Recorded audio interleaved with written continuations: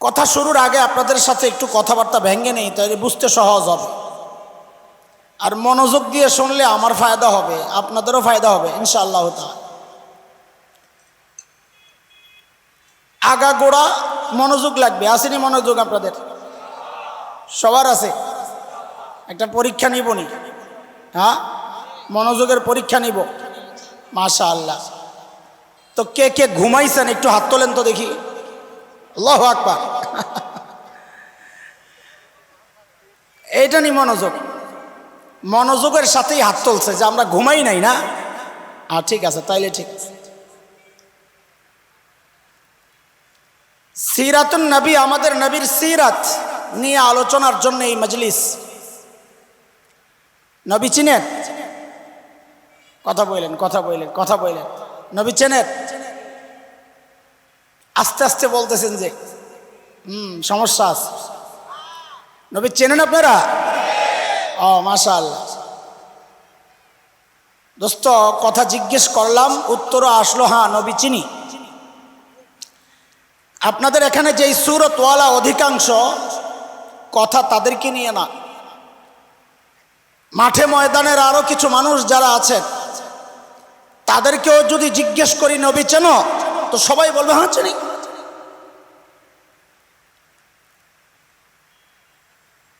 মুখে বলে একটা, আসলে আরেকটা। কেন? শোনেন একটা। আপনাদের এই যে কাছে মির্জানগর মাদ্রাসা আছে না? হযরত হাফিজুল্লাহ রহিমাহুল্লাহ আমাদের সকলের মুরব্বী ছিলেন। ওনার এক ভাই আছে না, হাফেজ নুরুল্লাহ, নরসিংদীওয়ালারা বলেন না? কই থাকে? কাতারে থাকে। তো উনি ফরিদাবাদ মাদ্রাসায় পড়েন, আমিও পড়ি তখন। আমি ছোট, ওনারা বড়। তখন এখন যেমন বিভিন্ন দেশের প্রতিযোগিতা হয়, তখনও হয়তো, কিন্তু তখন এত আলোচনার ছিল না, প্রতিযোগিতার জন্য এত মেহনত ছিল না। গুটি কয়েক মাদ্রাসার প্রতিযোগীরা সেখানে অংশগ্রহণ করত। এর মধ্যে আপনাকে মির্জানগর একটা, ঢাকার ফরিদাবাদ, এইরকম কিছু খাস খাস মাদ্রাসা। তো আমাদের নুরুল্লাহ ভাই ছিলেন একদম ইন্টারন্যাশনাল হাফেজ। যেখান থেকেই প্রশ্ন করত উনি পারতেন, কিন্তু বিচারকরা ওনাকে প্রথম করতেন না, বাছাই ইসলামিক ফাউন্ডেশনে।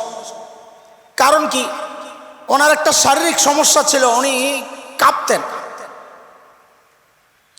তেলাওয়াতের সময় কাঁপতেন।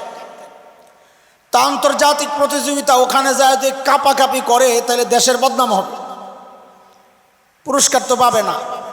তো এই জন্যে বিচারকরা সবসময় যে 2 নাম্বার হইতো তাকে পাঠাইতেন। নুরুল্লাহ ভাই ফার্স্ট হইতেন, কিন্তু পাঠাইতেন 2 নাম্বার। তো একবার শোনা কথা, খতিব ওবায়দুল হক রাহিমাহুল্লাহ বিচারক।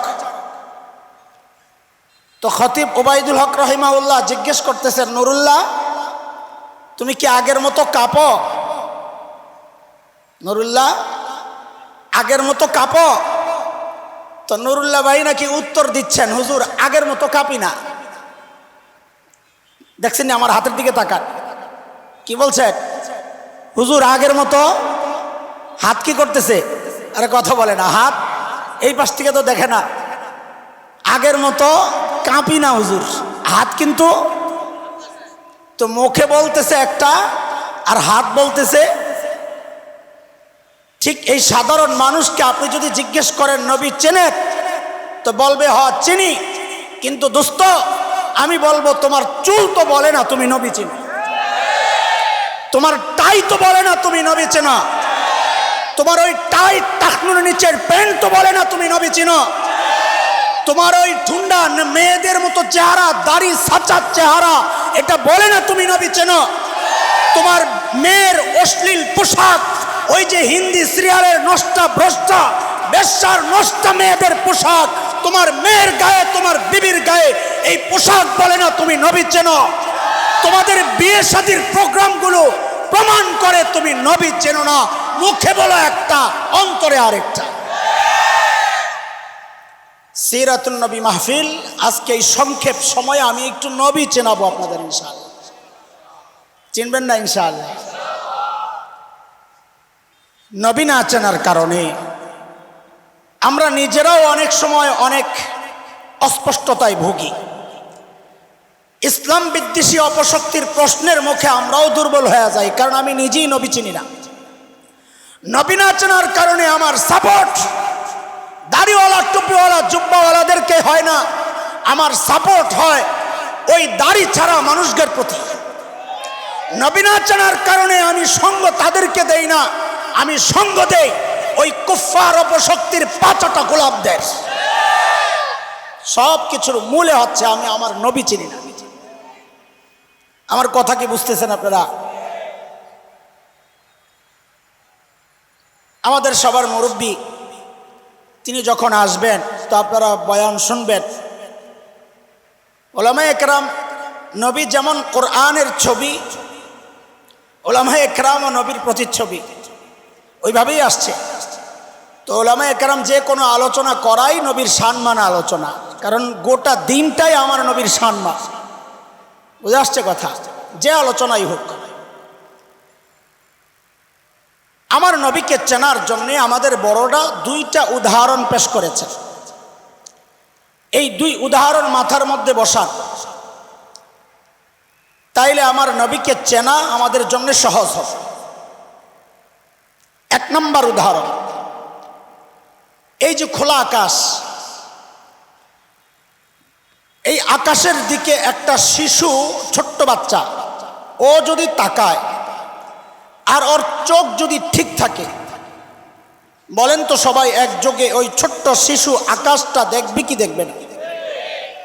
দেখবে। শর্ত দুইটা, এক হচ্ছে মাঝখানে কোনো বাধা থাকবে না, আরেক হচ্ছে ওর চোখ ঠিক থাকতে হবে। ঠিক আছে না? শিশুর বড়টা কিশোর, ওই কিশোর যদি তাকায় আকাশের দিকে দেখবে কি দেখবে না? কিশোরের বড় যুবক, যুবক যদি তাকায়, আরে কথা বলা লাগবে আমার সাথে, বোবা মানুষের সাথে আমি কথা বলতে পারি না। আমি নিজে দুর্বল, গলা ভাঙ্গা মানুষ, কমে এলেমলা মানুষ। এখন আপনারাও যদি সাপোর্ট না দেন তা আমি আরো মরে যাবো। এটা কি মাধবদিনই পড়ছে না সদর? উপজেলা মাধবদী, হ্যাঁ, থানা মাধবদী, উপজেলা নরসিংদী, থানা মাধবদী। আরে আলাদা আলাদা, আরে খোদা, এটা তো নতুন শুনলাম। আপনাকে এই এলাকায় দৌড়ায় কি দিয়া, হাত দিয়া না পাও দিয়া? কোন আগে? হ্যাঁ, পাও দিয়া। ও তাইলে তো ঢাকার সাথে মিল আছে দেখা যায়। আচ্ছা, এই যে বিশাল মাঠ, ওই মাঠের এক পাশ থেকে যদি ছোট্ট এক পিচ্চিকে ছেড়ে দেওয়া হয়, তোর শরীরে যত শক্তি আছে ফুল স্পিডে একটা দৌড় মার। গোল্লা শুট খেলছেন? গোল্লা শুট আখেরি একটা দৌড় আছে না, ওই রকম একটা দৌড় মারছে সে। ওই পার যাওয়ার পর তার হাত দুইটা বাইন্ধা দেওয়া হয়েছে। হাত বাইন্ধা তাকে বলা হইল যে আগের মতো স্পিডে ফেরত যা। পারবে? কেন? আপনাকে মাধবদীতে তো হাত দিয়া দৌড়ায় না, পাও দিয়া দৌড়ায়। পাও তো খোলা, দৌড়ের স্পিড কমে গেল কেন? ওটা কারণ হচ্ছে হাত দৌড়ায় না ঠিক, কিন্তু পাও যখন দৌড়ায় তখন হাত নড়ে চড়ে, নড়ে আর বলে, ও দোস্ত, পাওরে বলে তুই একা না, আমরাও তোর সাথে আছি। এটা বললে পাও কি পায়? চলার মধ্যে গতি পায়। তো বক্তারা হইল পায়ের ভূমিকা রাখবে, শ্রোতারা হাতের ভূমিকা না রেখে যদি হাত বান্ধা থাকে তো বক্তার চলার মধ্যে গতি পাবে না। এটাও এত আস্তে ঠিক কইলেন?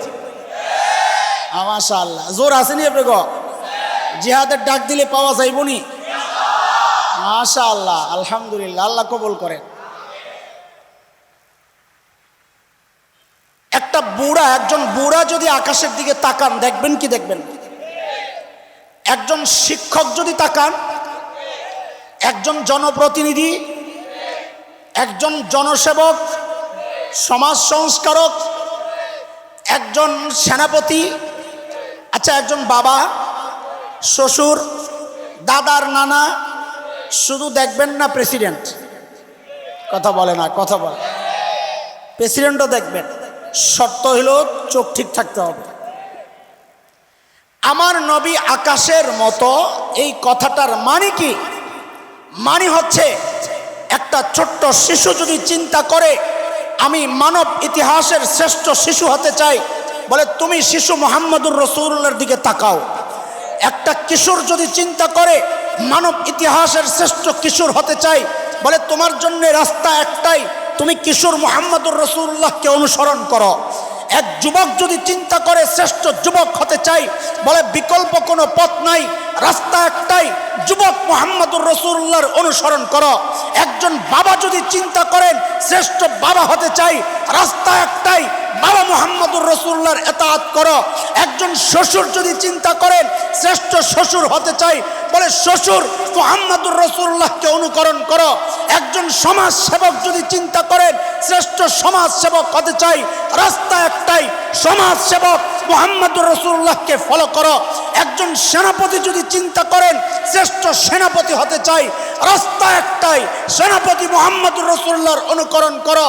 একজন রাষ্ট্রনায়ক যদি চিন্তা করেন মানব ইতিহাসের শ্রেষ্ঠ রাষ্ট্রনায়ক হতে চাই, দুনিয়ার কোন তন্ত্রে মন্ত্রে ইজমে কাজ হবে না, শ্রেষ্ঠ রাষ্ট্রনায়ক হওয়ার রাস্তা একটাই, রাষ্ট্রনায়ক মুহাম্মদুর রাসূলুল্লাহর অনুসরণ করো।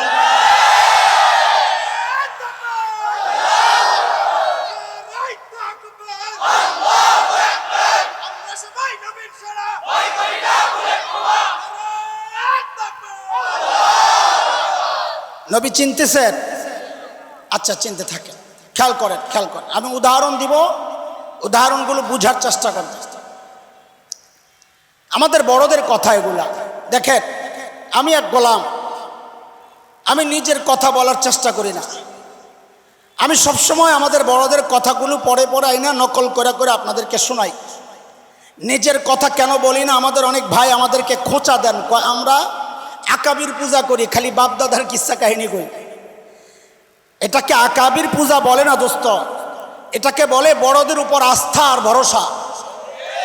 আমার বড়রা ভুল করতে পারেন, আমি বিশ্বাস করি, নবীরা ছাড়া সবাই ভুল করতে পারেন, আমার বড়রাও ভুল করতে পারেন, কিন্তু আমাদের বড়দের ভুল করার সম্ভাবনা আমার চেয়ে কম। এই জন্য আমি আমার কথা না বলে বড়দের কথাগুলো বলি। এটাই আমাদের জন্য নিরাপদ। বড়দের ছায়ায় বেঁচে আছি, এটাই আমাদের জন্য নিরাপদ রাস্তা।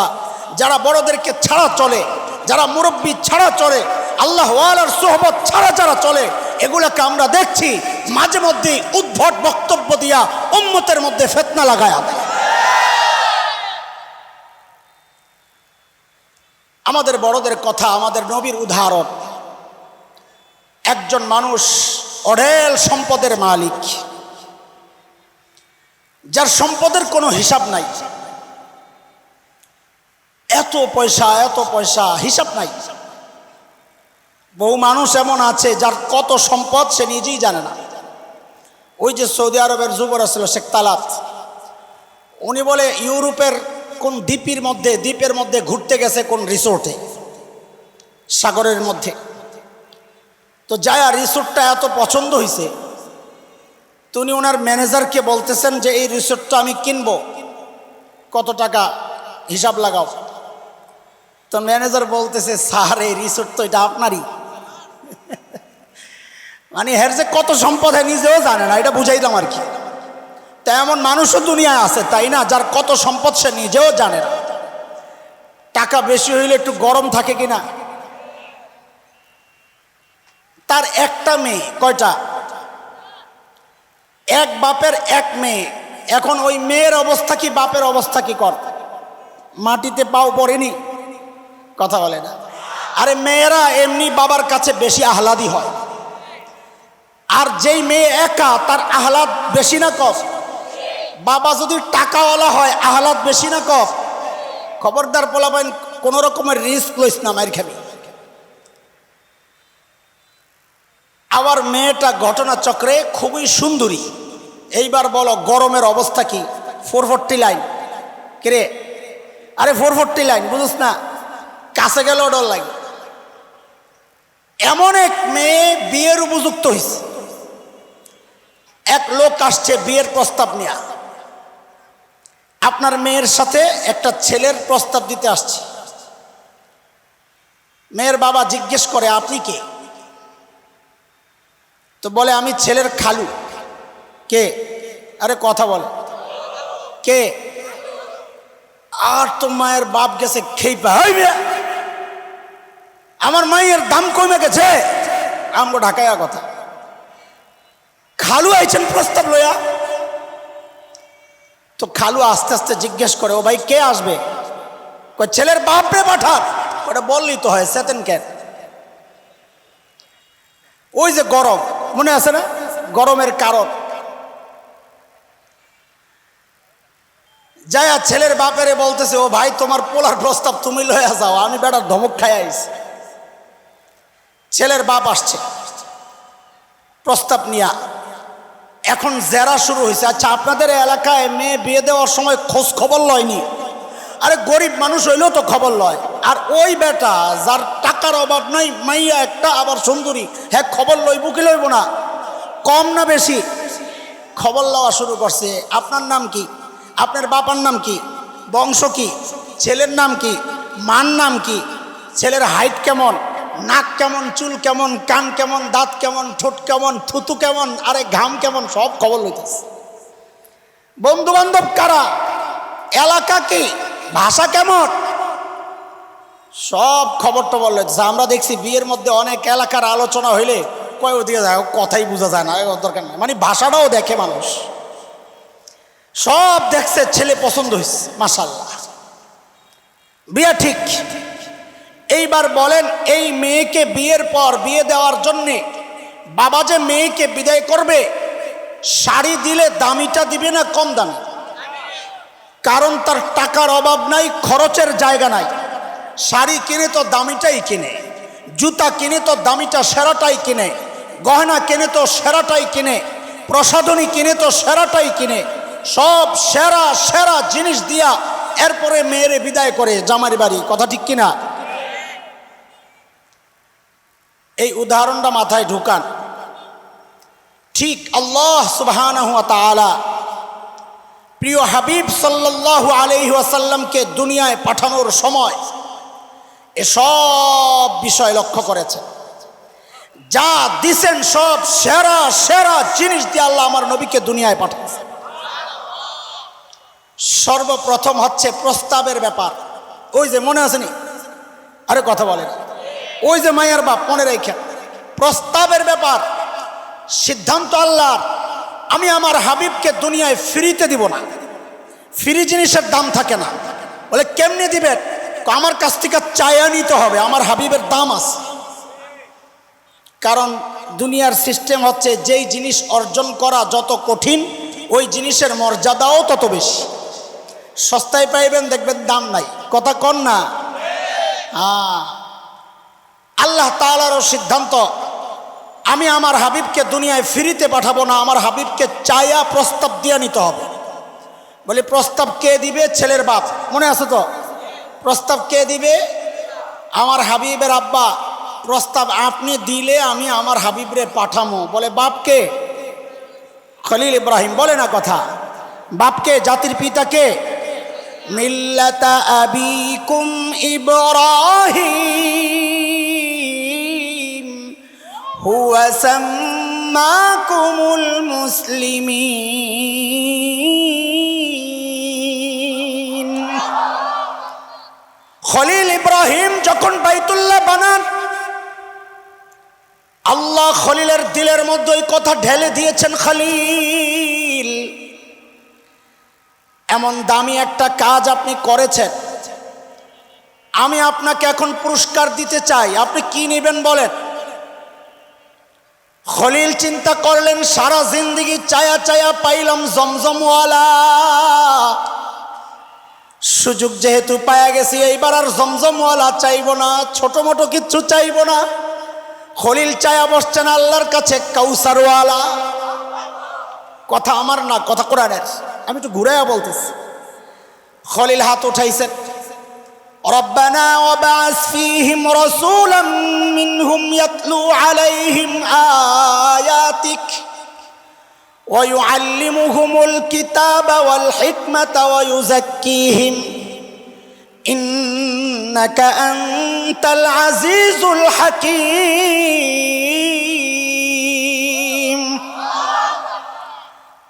আল্লাহর কাছে চাইছেন আল্লাহ জমজমওয়ালা না, আমি এবার চাই কাউসারওয়ালা। দোয়া করছেন খলিলুল্লাহ। বলেন বলেন আমার সাথে, প্রস্তাব দিছেন কে? বলেন না, প্রস্তাব দিছেন কে? পাশে কিন্তু বসা ইসমাইল জবিহুল্লাহ। কে? ইসমাইল।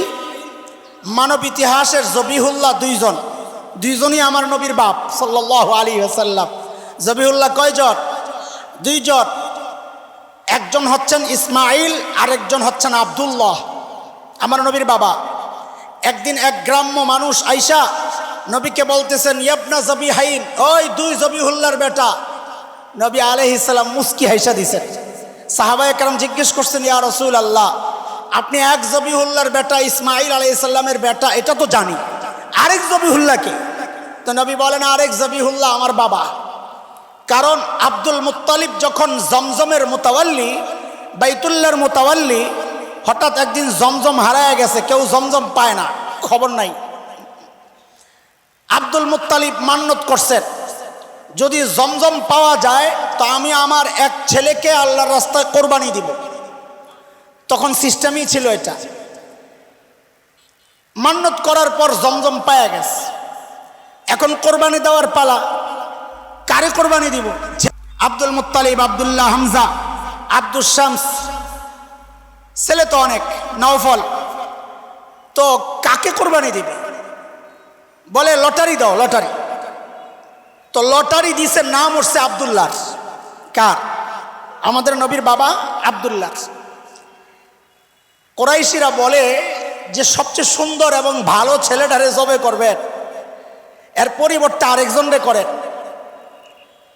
আহারে, তাদের ঈমান না থাকলেও তাদের মধ্যে আমানতদারি এবং বিশ্বস্ততা, আল্লাহর উপর যে মান্যতের যে গুরুত্ব, কসম যেটা খাইছে, এটার গুরুত্ব দিলের মধ্যে ছিল। বলে না, আমি যা মান্যত করছি তাই। আব্দুল্লাহ উঠছে লটারিতে, আব্দুল্লাহ।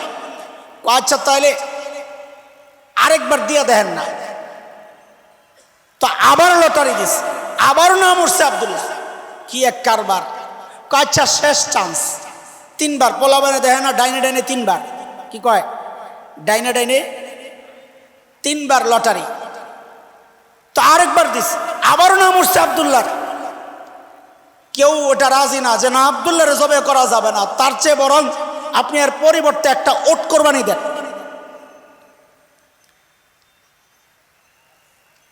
আব্দুল মুত্তালিব রাজি হইছে, ঠিক আছে ওট লই আও। তো ওট আনছে, আইনা আবার দিছে কোরবানি, আবার দিছে লটারি। আব্দুল্লাহ না ওট, আবারও নাম উঠছে আব্দুল্লাহ। এখন কি করা রে? ওট বাড়াইয়া দাও। কয়টা দেবো? 10টা। দিছে 10 ওট। আবার লটারি দেই, তো আবারও লটারি দিছে, আবারও লটারির মধ্যে 10 ওটের নাম ওঠে না, উঠছে আবারও আব্দুল্লাহ। এখন কি করা? বাড়াও। দিছে 20 ওট, আবারও আব্দুল্লাহ। 30, আবারও আব্দুল্লাহ। 40, আবারও আব্দুল্লাহ। 50, আবারও আব্দুল্লাহ। 60, আবারও আব্দুল্লাহ। 70, আবারও আব্দুল্লাহ। 80, আবারও আব্দুল্লাহ। 90, আবারও আব্দুল্লাহ। 100 ওট। এইবার নাম উঠছে ওঠেন। আল্লাহ তাআলা দেখায়া দিছেন, আমার নবীর বাপরে এত সস্তায় বেচতে চাইছিলা। আল্লাহু আকবার। দোয়া করছেন, প্রস্তাব পাঠাইছেন খলিলুল্লাহ।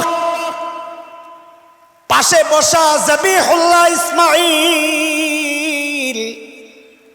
ওই দোয়ার সাথে আমিন বলে আল্লাহর কাছে দোয়ার মধ্যে সুপারিশ করে দিছেন, দরখাস্তের মধ্যে সুপারিশ করে দিছেন। এবার আমার সাথে মজা করে করে বলেন, নবীর মোহাব্বত দিলের মধ্যে লালন করে করে বলেন, প্রস্তাব পাঠাইছেন কে? খলিলুল্লাহ। আমি যা বলি তা বলেন। প্রস্তাব পাঠাইছেন কে? সুপারিশ করছেন কে? জবিহুল্লাহ। বলেন, আবার বলেন, প্রস্তাব পাঠাইলেন কে? সুপারিশ করছেন কে?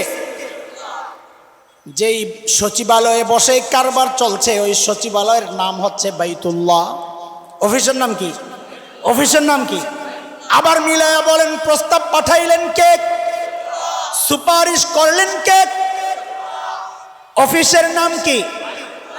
আল্লাহর পক্ষ থেকে ঘোষণা, খলিলুল্লাহ প্রস্তাব করেছেন, জাবিহুল্লাহ আমিন বলেছেন বাইতুল্লাহ বসে বসে, আমি আল্লাহ দোয়া কবুল করলাম, পাঠায়া দিলাম হাবিবুল্লাহ। যান নবী যান, আপনার আব্বা আপনারে চাইতেছে, যান দুনিয়ায়। রাখেন রাখেন, একটু অপেক্ষা, খেয়াল করেন খেয়াল করেন, একটু অপেক্ষা। নবী একটু অপেক্ষা, বলে কেন? আমি মজলিসটারে একটু গুছায় আলু, প্রধান বক্তা আসতে আটকায়া গেছে, আপনাকে ভুল কইরা মাধবদীর বাজারে দিয়া ঢুকছে, লাগছে জ্যাম। এদিক দিয়ে আয়োজকদের অবস্থা খারাপ। আগের যে বক্তা, ওই বেচারা বয়ান করতে করতে শেষ, ঘামতে ঘামতে শেষ, বেড়া আলোচনার যে বিষয়বস্তু ঠিক করছিল ওইটাও শেষ। এখন আয়োজকরা কানে কানে কয়, হুজুর আরেকটু চালান, আরেকটু চালান। ভাই যত বড় বক্তা হোক, বয়ান ফিনিশিং টানলে এরপরে 10 মিনিট বয়ান করা অনেক কষ্ট, কারণ তখন এলোমেলো কথা বলতে হয়, লাইনের কথা থাকে না। আর পাবলিক ওইটা বুঝে যে এখন কথা চলতেছে এলোমেলো। তখন পাবলিক হয় 3 প্রকার। আর কয় প্রকার? শীতের ওয়াজ পাবলিক হয় 3 রকমের। এক রকমের পাবলিক কয়, জায়গাটা গরম করছি, ওটার দরকার নাই, এই হলো এক শ্রেণী। আরেক শ্রেণী বলে, প্রধান বক্তা আইব, আস্তে ধীরে বয়ান করব, অনেক সময় লাগবে, একটু পাকসাফ হয়ে আসি, একটু হালকা হয়ে আসি, পেশাব টেশাব করতে যায়। আরেকটা শ্রেণী আছে, দূরে যায় আর শয়তানের লেঞ্জা টানে। আসেনি রে পোলা ভাই? হ্যাঁ, মাহফিলটা একটু এলোমেলো হয়ে গেছে। এর মধ্যেই প্রধান বক্তা আয়োজকদের একজনরে ফোন দিছে, ভাই আমি ইয়া পার হয়ে গেছি, আলহামদুলিল্লাহ ফায়ার সার্ভিস পার হয়ে আপনাকে গলিতে ঢুকে গেছি। বেচারা আয়োজক, আহারে কি টেনশন, দৌড়াই আইছে। আয়া যিনি সঞ্চালক মাহফিল পরিচালনা করেন, এরে বলতেছে তাড়াতাড়ি একটা ঘোষণা দেন, হুজুর আয়া পড়ছে। তা আয়োজক তাড়াতাড়ি মাইক লইয়া, ওই যে কে বয়ান করতেছে না করতেছে ঠিক নাই, মাইকটা লইয়া কয়, লিল্লাহি তাকবীর, আল্লাহু আকবার, প্রধান বক্তার আগমন, শুভেচ্ছা, স্বাগত। এগুলো কেন কয়? মাহফিলটার একটু জমানোর জন্যে। এলোমেলো মাহফিলকে কি করার জন্যে? কথা বলতেছে না, মজা পাবো না, কিন্তু কথা কই আমার জাংটা বেরিয়ে যাইতেছে। একবার ডিম খায় আর কয়, তোরও মজা লাগে না। মুরগি পাশের থেকে কয়, মিয়া পারার সময় আমার জাংটা বার হয়ে গেছে, তোমার মজা লাগে না। তো কথা তো কর। আল্লাহ তাআলা যখন দেখলেন মাহফিল এলোমেলো, আল্লাহ প্রধান বক্তা প্রিয় হাবিব মুহাম্মদুর রাসূলুল্লাহ সাল্লাল্লাহু আলাইহি ওয়াসাল্লামকে পাঠানোর সময় আটকাইছেন। হাবিব একটু অপেক্ষা করেন। বলে কেন? বলে আমি ওই যে ঘোষককে দিয়ে একটু ঘোষণা দেওয়া দেই যে প্রধান বক্তা আসতেছে। ঘোষণা কে দিবেন? আল্লাহ নবী ঈসাকে দাঁড় করাইলেন, ও নবী ঈসা ঘোষণা আপনি দিয়ে দেন। নবী ঈসা ঘোষণা দিলেন। সূরা সফ, আমি সব কোরআনের কথাই বলতেছি, একটু ঘুরাইয়া ঘুরাইয়া। সূরা সফ আয়াত 6, নবী ঈসার ঘোষণা আল্লাহ আমাদেরকে জানায়া দিয়েছেন। নবী ঈসা ঘোষণা দিলেন, ওয়াইয ক্বালা ঈসা ইবনু মারইয়াম ইয়া বনি ইসরাঈল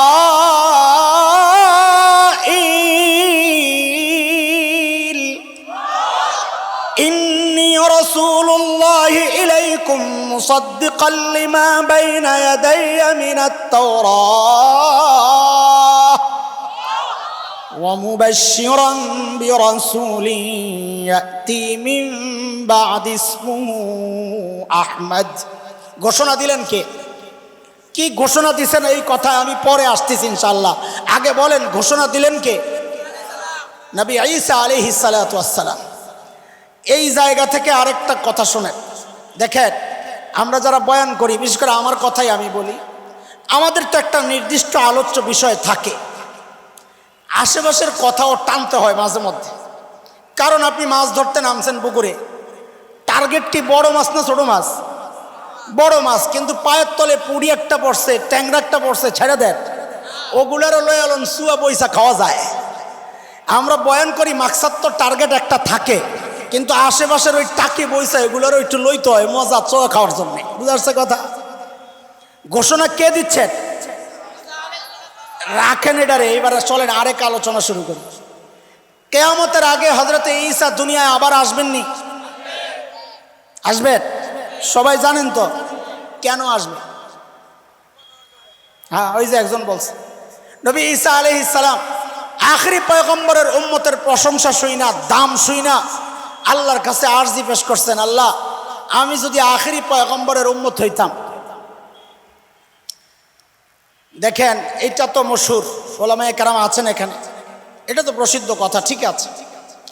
কিন্তু এই কথা যখন আমরা বলি, খ্রিস্টান মিশনারিরা ওরা উৎপাইতা থাকে আমাদের কোনো দুর্বল কথা থেকে আমাদেরকে ধরতে পারে কিনা, এটাও এমন একটা কথা। ওরা আমাদেরকে ধরে এই কথা দিয়া। কেন? আহলুস সুন্নাহ ওয়াল জামাতের আকীদা, আহলুস সুন্নাহ ওয়াল জামাতের আকীদা সমস্ত নবীদের মর্যাদা সমস্ত মাখলুকের উপরে, এমনকি ফেরেশতাদের চেয়েও উপরে। নবীদের মর্যাদা কই? ফেরেশতাদের উপরে না নিচে? বলেন বলেন, উপরে না নিচে? উম্মতের তো আরো উপরে। হযরত ঈসা কি ছিলেন? নবীর মর্যাদা বেশি না উম্মতের মর্যাদা বেশি? তাইলে হযরত ঈসাকে আল্লাহ নবুয়তের উঁচু মর্যাদা দেওয়া সত্ত্বেও হযরত ঈসা আলাইহিস সালাম তার চেয়ে নিচের মর্যাদা আখেরি পয়গম্বরের উম্মত হতে চাইলেন কেন? তিনি কি বোকা? কেন না? এই এলাকার এমপি সাহেব যদি মাননীয় প্রধানমন্ত্রীকে যায় বলেন, মাননীয় প্রধানমন্ত্রী আমি ওই এলাকার চেয়ারম্যান হইতে চাই, কি হইতে চাই, তো সবাই বলবে কিনা এই চেয়ারম্যানের মাথা খারাপ, আরে এমপির মাথা খারাপ, বলবে কিনা? কারণ তিনি উপরের মর্যাদা পোস্ট ছেড়ে দিয়া নিচেরটা গ্রহণ করতে চাচ্ছে। এটা কি বিচক্ষণতার লক্ষণ না বোকামির লক্ষণ? তো নবী ঈসা আলাইহিস সালাম তো দেখা যায় তাই করতেছেন, যে তিনি নবুয়তের মর্যাদা পায়া আখেরি পয়গম্বরের উম্মত হতে চাইলেন কেন? এই প্রশ্ন জাগেনি আসলে? আগে না জাগুক, এখন তো জাগছে। আমাদের বড়রা কি সুন্দর জবাব দিছেন, হাকিমুল উম্মত জবাব দিছেন, আল্লাহু আকবার আল্লাহু আকবার। বলে দেখো আমি আমারটা দিয়ে বুঝাই, আমরা পুরান ঢাকার মানুষ, আমরা বিরিয়ানি পাগল। কি পাগল? হ্যাঁ, তার মানে আপনাকে আইলে খাওয়াইয়েন না, আমরা এমনি বেশি খাই, আপনাকে আইলে মাছ টাছই খাওয়াইয়েন। সবসময় কি বিরিয়ানি খাবো নাকি? আমাদের এলাকাগুলোতে পুরান ঢাকায় আপনাদের এই বাজারে যতগুলো মুদির দোকান আছে আমাদের বিরিয়ানির দোকান তার চেয়ে বেশি। তো এক বিরিয়ানি পাগল গেছে এক হোটেলে, নাম করা ব্র্যান্ডের হোটেল, বিরিয়ানির জন্যে বিরিয়ানি খাইতে। তো তার সামনে বিরিয়ানির এক বড় ঢিস পেশ করা হয়েছে। হায় গরম ঢিস, ধোঁয়া উঠতেছে, মশলার গন্ধ, হায় পানি তো আয়া পড়ছে, খাওয়ানলে বলা পানি মুখ লাগতেছে। খাওয়ানোর কথা কইলে হুস্তায় আল্লাহর বান্দা খাবে, এর মধ্যেই হোটেলের যে বয় যে পরিবেশন করে ও আইসা বলতেছে, স্যার এক্সকিউজ মি স্যার। বলে কি হয়েছে? বলে স্যার আমাদের রেস্টুরেন্টের না একটা স্পেশাল আইটেম আছে, heavy taste sir, excellent sir, দিব? তো বেটা বিরিয়ানি খাওয়া বন্ধ করে দিয়া কয় কি এটা? কয় স্যার একটা স্পেশাল চাটনি আছে, চাটনি, আচার, আচার। চিনেন না আচার? পানি আইসেনি মুখে আবার, আচার। তো বলে দাও দাও আচার, মজা, হেভি স্যার, দাও দাও। আমি আপনাদেরকে জিজ্ঞেস করি, খেয়াল করেন, আচারের দাম বেশি না বিরিয়ানির দাম বেশি? তো তার সামনে বিরিয়ানির ডিশ থাকা সত্ত্বেও সে যে আচার চাইলো, এটা কি বিরিয়ানি বাদ দিয়া বয়া বয়া আচার খাওয়ার জন্যে, নাকি বিরিয়ানির স্বাদটাকে আরো আচার দিয়া বাড়ায় নেওয়ার জন্যে? না বিরিয়ানি বাদ। আল্লাহ তাআলা নবী ঈসা আলাইহিস সালামের সামনে নবুয়তের বিরিয়ানির ডিশ রাইখা বলতেছে, ও নবী ঈসা আখেরি পয়গম্বরের উম্মতের চাটনি কিন্তু হেভি টেস্ট। তো নবী ঈসা কয়, আল্লাহ একটু দেন না আখেরি উম্মতের চাটনি, আমি আমার বিরিয়ানির স্বাদটার একটু বাড়াই আলু। ছাইরানা রাইখা প্রশ্ন থাকবে নি আর। হ্যাঁ, এগুলো সব সাফ করে করে দিন বুঝবেন, নিজেরও ভাল লাগবে, ওরাও চান্স পাবে না। ঠিক আছে না? নবী ঈসা ঘোষণা দিলেন, ঘোষণার মূল কথা দুইটা, কয়টা বলেন? এক নম্বর, ও বনি ইসরাইল, ও আমার কথা তো রয়ে গেছে আসল কথা, এটা তো আপনাদের কাছে মশহুর। নবী ঈসা এই জন্যে আসবেন, আখেরি পয়গম্বরের উম্মত হওয়ার জন্য আসবেন। আজকে আরেকটা শোনেন, সেটা হচ্ছে মাহফিলের সিস্টেম হচ্ছে, যিনি ঘোষক, মাহফিল যখন শেষ হয়ে যায় তিনি মাইকটা হাতে নিয়ে বলেন, প্রিয় শ্রোতা, আজকের মতো মাহফিল সমাপ্ত ঘোষণা হলো, আবারও দেখা হবে ইনশাআল্লাহ। বলে কি বলে না? কিয়ামতের আগে আল্লাহ নবী ঈসাকে বলবেন, ও নবী ঈসা, আপনি না প্রধান বক্তার আগমনের ঘোষণা দিছেন? হ্যাঁ। তাইলে মাহফিল তো এখন শেষ হয়ে যাবে, কিয়ামত তো শেষ হয়ে যাবে, মাহফিল শেষ হওয়ার ঘোষণা আপনি দিয়ে আসেন যান।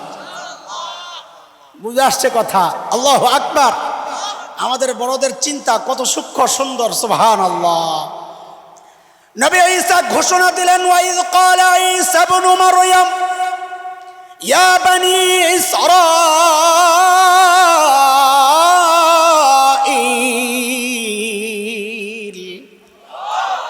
ইন্নী রাসূলুল্লাহি ইলাইকুম মুসাদ্দিকাল লিমা বাইনা ইয়াদাইয়া মিনাত তাওরাহ।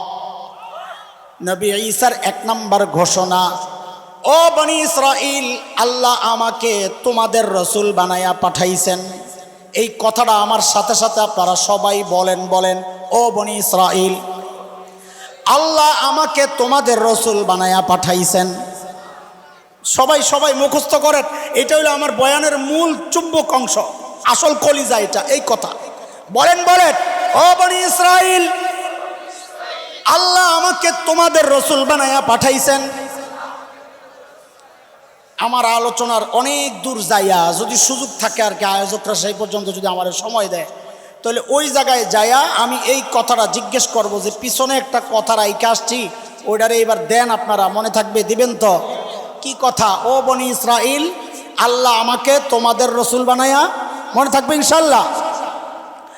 নবী ঈসার 2 নম্বর ঘোষণা, অমুবাশশিরাম বিরাসূল ইয়াতি মিন বাদি ইসমুহু আহমদ। আমার পরে শ্রেষ্ঠ নবী, আখেরি পয়গম্বর যিনি আসছেন তার নাম হচ্ছে আহমদ। আহারে, আল্লাহ আমার নবীকে যা দিছেন সেরাটা সাজায়া দিছেন, নাম দিছেন তো সেরা নাম। আমার নবীর 2টা নাম, একটা নাম মুহাম্মদ, আরেকটা আহমদ। এত সুন্দর নাম আল্লাহ এর আগে দুনিয়ায় কাউকে রাখতে দেন নাই, আল্লাহ ইনটেক রাখছেন, ইনটেক। দেখেন খেয়াল কইরা, হযরতে ঈসার জমানায় নাম তো প্রকাশ পাওয়া গেছে, ফাঁস হয়ে গেছে, কিন্তু আল্লাহ কোনো মানুষের দিলের মধ্যে এটা জাগতে দেন নাই যে এই নামটা আমি আমার সন্তানের নাম রাখবো। কেন? আল্লাহ আমার হাবিবের নামটারে ইনটেক রাখছেন, কাউরে রাখতে দেন নাই। একটু বুঝেন আপনারা, ছোটবেলায় এই খাসলত আপনাকে আসলো কিনা জানি না, ঈদের সময় আব্বা যখন জামা কিনা দিতেন, জুতা কিনা দিতেন, এগুলারে আলমারিতে লুকায় রাখতাম। মহল্লার বন্ধু বান্ধব জিজ্ঞেস করতো, ঈদের জামা কাপড় কিনছস? হক কিনছি। দেখাবি না? কি দেখাও না? ঈদের দিন বাইর করুম, কবে? নাইলে আমার ঈদ নষ্ট হয়ে যাব। করছেন নি এই কাম? আল্লাহ তাআলা আমার নবীর নাম ফাঁস হয়েছে, নাম হবে আহমদ, কিন্তু কেউ রাখেন নাই, আল্লাহ রাখতে দেন নাই। কেন? আমার নাম, নবীর নাম ইনটেক থাকবে, আগে আমার নবীর নাম হবে, তারপরে দুনিয়ার মানুষ রাখবে।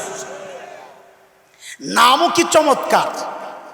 আহমদ সবচেয়ে বেশি প্রশংসাকারী, মুহাম্মদ সবচেয়ে বেশি প্রশংসিত। মক্কার মানুষ, কাফেররা বাজারে হাটে ঘাটে যায় বলতো, এই মুহাম্মদ খারাপ মানুষ, এর কাছে যাইবা না। বাজারের মানুষ কইতো, যিনি সবচেয়ে বেশি প্রশংসিত হয় আবার খারাপ হয় কেন? আয়েশা সিদ্ধান্ত নিছে বসে মজলিস, যে নামটারে পাল্টা। হাদিসে আসছে, কি নাম রাখবা? নাম রাখ মুজাম্মাম। মুজাম্মাম কি? মুজাম্মাম আবার কি? মুজাম্মাম মানে সবচেয়ে বেশি নিন্দিত, উল্টা এলাইস। তো বাজারে যায় বলে কি, ওই যে মুজাম্মাম আছে না, মুজাম্মাম, ও খারাপ লোক, ওর কাছে যাইবা না। 40 বছর মানুষ একজনকে চিনছে এক নামে, এখন হঠাৎ করে কইলি কি আর হয়? পাবলিক জিজ্ঞেস করে মুজাম্মাম কেন? লাগছে নি বেজার? আল্লাহ তাআলা আমার নবীরে এমন নাম রাখছেন, তুমি সারা জিন্দেগি বদনাম করবা করবা করবা, দিন শেষে জিজ্ঞেস করা হবে তুমি কার বদনাম করতেছ? তো বেহায়ার মতো বলবা, যিনি সবচেয়ে বেশি প্রশংসিত। তোর মাথা ঠিক আছে?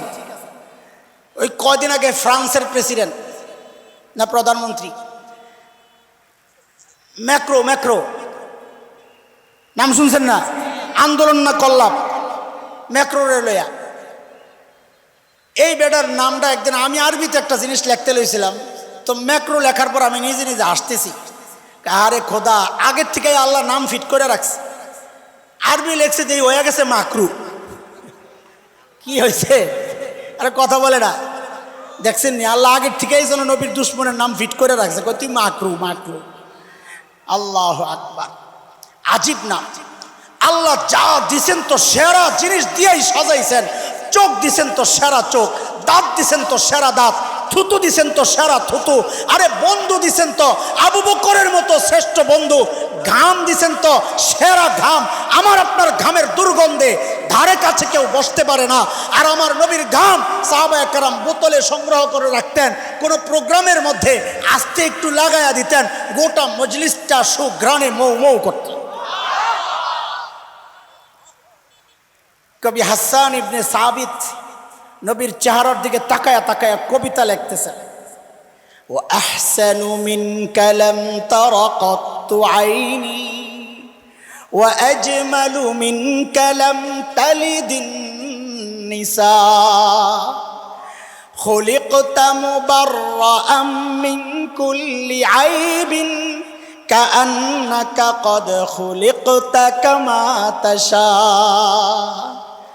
ওগো আল্লাহর হাবিব, আপনার চেয়ে সুন্দর এই চোখ কোনোদিন কাউকে দেখে নাই, আপনার চেয়ে সুন্দর কোনো মা কাউকে জন্ম দেন নাই। নবী গো, আপনার দিকে তাকালে মনে হয় আল্লাহ আপনাকে আসমান থেকে ত্রুটি মুক্ত করে আপনার চাওয়া অনুযায়ী পাঠায়া দিছেন। আম্মা জান আয়েশা রাদিয়াল্লাহু তাআলা আনহা বলেন, মিশরের মেয়েরা নবী ইউসুফের সৌন্দর্যে পাগল হইয়া হাতের ছুরিগুলা দিয়া হাত কেটেছিল। কোরআনের বর্ণনা সূরা ইউসুফ, ওয়া কাত্তা'না আইদিয়াহুন ওয়া কুলনা হাশা লিল্লাহ মা হাযা বাশারা ইন হাযা ইল্লা মালাকুন কারীম। হাত কাটে খবর নাই, হাত কাটে। ইউসুফ আলাইহিস সালামের তাকায়া, ওই খেয়াল কর যুবক, যুবক, ও যুবক খেয়াল কর, খেয়াল কর।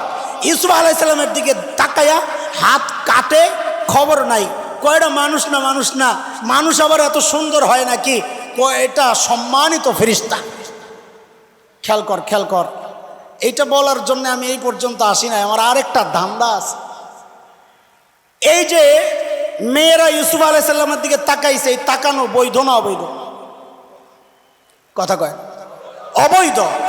অবৈধ দৃষ্টি পড়ছে, হাত কাটতেছে খবর নাই, পাগল হয়ে হাত কাটতেছে খবর নাই। এটারে এই পর্যন্ত রাগ কথা। চল আরেক জায়গায় যাই। যুদ্ধের ময়দানে শহীদ, কান কাটা, চোখ উপড়ানো, নাকটা কাটা, কলিজা ফাইরা টুকরা টুকরা, হাত একটা পরে রয়েছে ওই মাথায়, পাও একটা ওই মাথায়। ও কি রে ভাই, ব্যথা পায় না? ব্যথা পায় না? ব্যথা পাইব কেমনে? মিশরের মেয়েরা এক পক্ষ তাকাইছে। কয় পক্ষ? ইউসুফ আলাইহিস সালাম কি করেন নাই? ইউসুফ আলাইহিস সালাম তাকান নাই, কারণ কোন নবী কোনো গুনাহ করেন নাই, কোন নবী জীবনে কোনো গুনাহ। কাজী হযরত ইউসুফ আলাইহিস সালাম কি করেন নাই? তাকান নাই। আল্লাহ তাআলা সূরা ইউসুফ আয়াত 23 আল্লাহ বলেছেন, কাযালিকা লিনাসরিফা আনহুস সুআ ওয়াল ফাহশা। আমি নবী ইউসুফকে অন্যায় অশ্লীল কাজ থেকে ওইভাবে বাঁচায়া দিছি। কাজী ইউসুফ আলাইহিস সালাম কোনো গুনাহ। তাকাইছে কয় পক্ষ? কয় পক্ষ? এক পক্ষ তাকাইয়া হাত কাটতেছে, খবর নাই। কয় শহীদরা ব্যথা পায় না? ও বলে পাইবো কেমনে? শহীদের যখন কাটাকাটি চলতেছে তখন শহীদের জন্য আল্লাহ জান্নাত দেখায়া দিছেন। জান্নাতের হুররা ওর দিকে তাকায়া রইছে, ওই হুরদের দিকে তাকায়া রইছে, আল্লাহ শাহজিম থেকে তাকায়া রইছে। আরে ব্যথা পাবে কোত্থেকা? ও তো হাসতে হাসতে জান্নাতে জায়গা, ব্যথা পাবে কোত্থেকা? আল্লাহু আকবার, আল্লাহু আকবার। আম্মা জান আয়েশা বলেন, মিশরের মেয়েরা নবী ইউসুফের দেখা হাত কাটে, তাদের খবর নাই। ইউসুফের সৌন্দর্যে পাগল হইয়া হাত কাটছে। মিশরের মেয়েরা যদি আমার হাবিবকে দেখতো তো তারা হাতের ছুরিগুলা দিয়া হাত না কাইটা তারা নিজেদের কলিজাগুলা টুকরা টুকরা করে ফেলতো। মিশরের মেয়েরা তো দূরের কথা, আমি তো বলি 1400 বছর পর আল্লাহর নবীর কিছু পাগলা আশেক এখনো দুনিয়ায় আছে, যারা নবীর জন্যে নিজেদের কল্লাগুলা সব সময় দিতে প্রস্তুত। কথা কও প্রস্তুত কিনা? আমরা সব কিছুর সাথে আপোষ করতে পারি, দ্বীনি বিষয়ে কোনো আপোষ নয়। এই জায়গায় আমরা বড় কঠিন।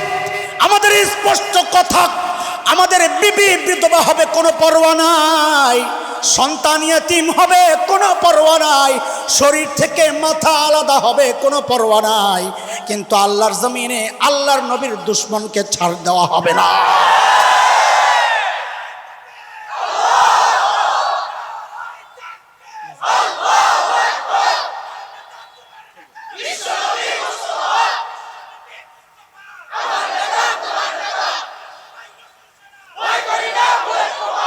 দোস্ত শুনে, সব ঠিক আছে, বরকত বরকত।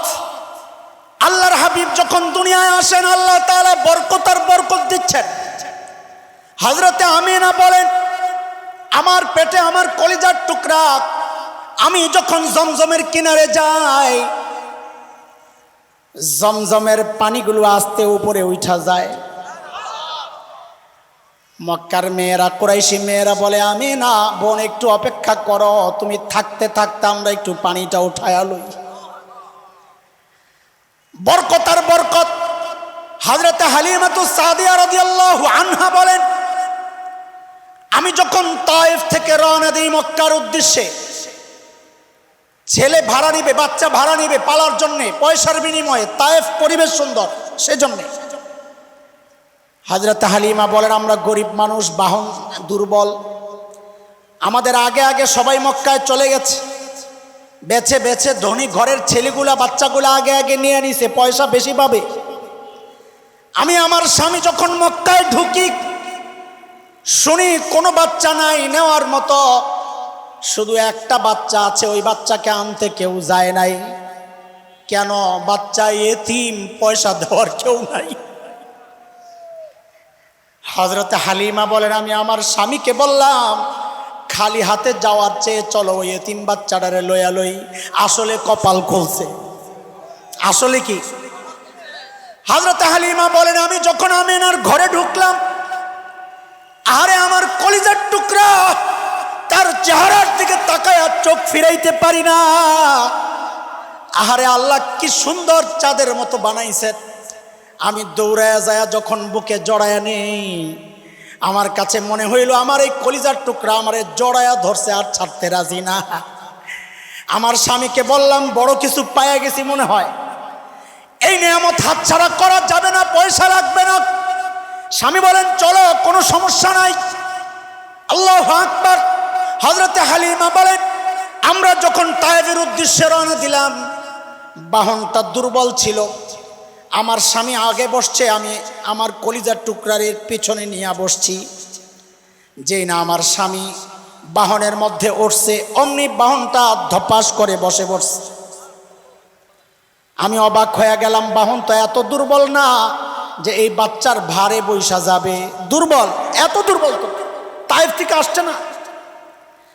আমার কেমন কেমন জানি লাগতেছে। স্বামীকে বললাম, একটু নাইমা দাঁড়ান তো। যেই না আমার স্বামী নেমে দাঁড়ালো, অমনি বাহনটা লাফ দিয়া দাঁড়ায় গেছে। আমার স্বামীকে আমি আবার বললাম, আপনি আবার একটু বসেন তো। আমার স্বামী আবার সামনে বসলেন। যেই না সামনে বসছেন, অমনি বাহনটা আবার বসে গেছে।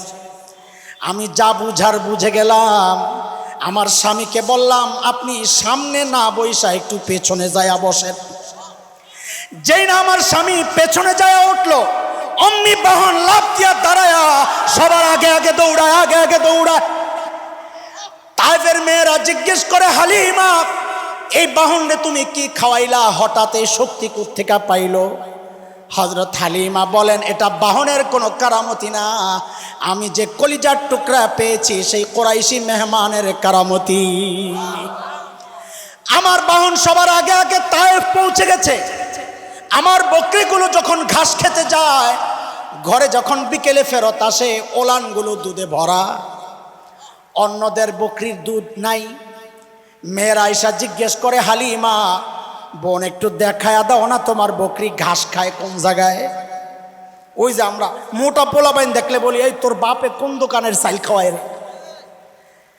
হযরত হালিমা বলেন, এটা বকরির কারামতি না, এটা ঘাসেরও কোনো কারামতি না, এটা আমার কুরাইশি মেহমানের বুজুর্গিয়ার কারামতি। আল্লাহু আকবার। আরে দোস্ত, তুমি চিনলা না, জীবজন্তু আমার নবীকে চিনেছে। হযরত হালিমার ছোট্ট এক মেয়ে সীমা, কি নাম?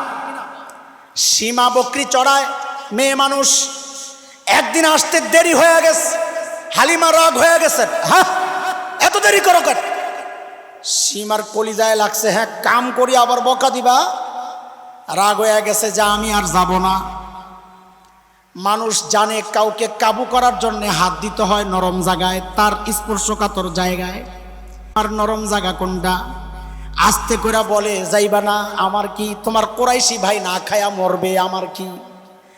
সীমা নবীকে বলো ভালোবাসতেন, যেই না মা এই কথা বলেছেন তোমার ভাই না খায়া মরবে, আমার কি।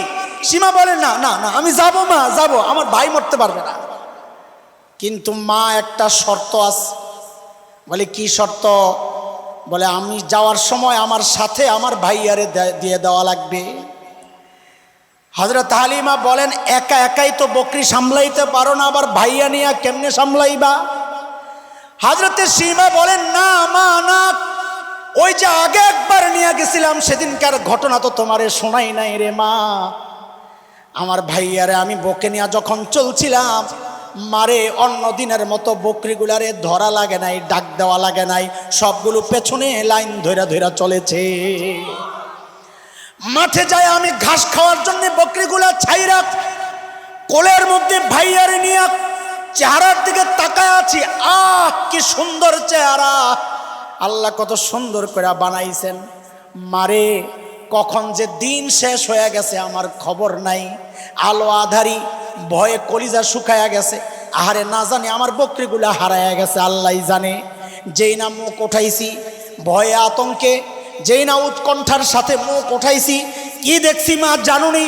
আমি যেমন আমার ভাইয়ার চেহারার দিকে তাকায় রইছি, সবগুলা বকরি চারোদিক থেকে লাইন ধইরা আমার ভাইয়ার চেহারার দিকে অমনে তাকায় রইছে। আল্লাহু আকবার। নবী চেনো দোস্ত, চিনবা নবী, চিনবা, চিনছ? আরে চিনতেছো কিছু নবী? এইবার একটু ভিন্ন দিকে যাব। এতক্ষণ আলোচনার ঢং ছিল একরকম, এখন যাব আরেক দিকে। কারণ কি, এতক্ষণ এরকম কেন চলছে? এটা আমার একটা স্টাইল। বাচ্চাদেরকে হসপিটালে নিলে ডাক্তার যদি মনে করে এর ইঞ্জেকশন পুশ করা লাগবে, ডাইরেক্ট ঢুকায়া দেয় না, ওরা হাতে একটা চকলেট দেয়, খা রে বাবা খা। একটা খেলনা দেয়, ও ব্যস্ত থাক। ওদিক দিয়ে ডাক্তার আস্তে আস্তে ইঞ্জেকশন ফিট করে, ঠিক করে। যেই দেখে ওই মোটামুটি ব্যস্ত, তো আস্তে ডাক দিয়ে দিকে, আব্বু আব্বু দেখে এই পিঁপড়ার কামড় খাইছো কখনো, আস্তে করে ঢুকায়া দেয়, ঠিক নেই? এতক্ষণ তোম করে চকলেট খাওয়াইছি, চকলেট যেন আমার সাথে একটা সম্পর্ক তৈরি হয়। এইবার ইঞ্জেকশন শুরু হবে ইনশাআল্লাহ। বুঝে আসছে নি কথা কিছু? আমি তো খুব ক্লান্ত, পরিশ্রান্ত, বলার জিনিস না আসলে, থাক এটা নাই বললাম। হজের উমরার সফরে ছিলাম, গত সপ্তাহে আসছি। জ্বর ছিল ওই জায়গায়, ওখানেই জ্বর ছিল। ওই জ্বর নিয়ে দেশে আসছি, যে ভিতরে ভিতরে জ্বর রয়ে গেছে, এখন খুব ক্লান্ত। আল্লাহ, কথাগুলো বুঝতেছেন আপনারা? এই যে এতক্ষণ যা বললাম, বুঝছেন? আল্লাহ আমার নবীকে যা দিছেন তো সব সেরা সেরা জিনিস দিয়া সাজায়া পাঠাইছে, এতটুকু বুঝছেন?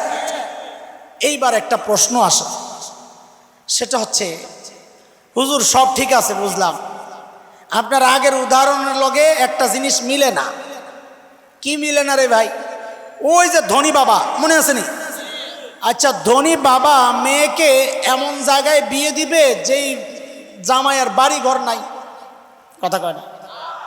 ধনী বাবা, আর গরিব বাবাই তো দেয় না, ধনী বাবা দিবে? তো আল্লাহ তাআলা আমার নবীকে যখন দুনিয়ায় পাঠাইছেন, সব সেরা সেরা জিনিস দিয়েই তো পাঠাইছেন, মানলাম। কিন্তু আল্লাহ তাআলা দুনিয়ার সবচাইতে সুন্দর জায়গা সুইজারল্যান্ড, ওখানে কেন পাঠাইলেন না? সবচেয়ে সুন্দর জায়গা কাশ্মীর, যাকে ভূস্বর্গ বলা হয়, দুনিয়ার জান্নাত, ওখানে কেন পাঠাইলেন না? না পাঠাইয়া পাঠাইলেন কোথায়? জাজিরাতুল আরবে। কোরআনে যার সূরা ইব্রাহিমের মধ্যে যার পরিচয় আসছে, ওয়াদিন গায়রি জি যারা, বৃক্ষলতাহীন, জলশূন্য বালুকাময় জায়গা, খাওয়া নাই, ফল নাই, ফসল নাই, গাছ গাছালি নাই, পানি নাই, পাহাড় পর্বত, মরু বালু, এমন তপ্ত জায়গায়, এমন অনুর্বর জায়গায়, অস্বাস্থ্যকর জায়গায় আল্লাহ আমার নবীকে কেন পাঠাই? প্রশ্ন জাগে। এক কথা না বললে তো কথা যাবে না। প্রশ্ন জাগে আপনাদের? হ্যাঁ হ্যাঁ, প্রশ্ন জাগলে উত্তর মজা লাগবে, না জাগলে কিছুই হবে না।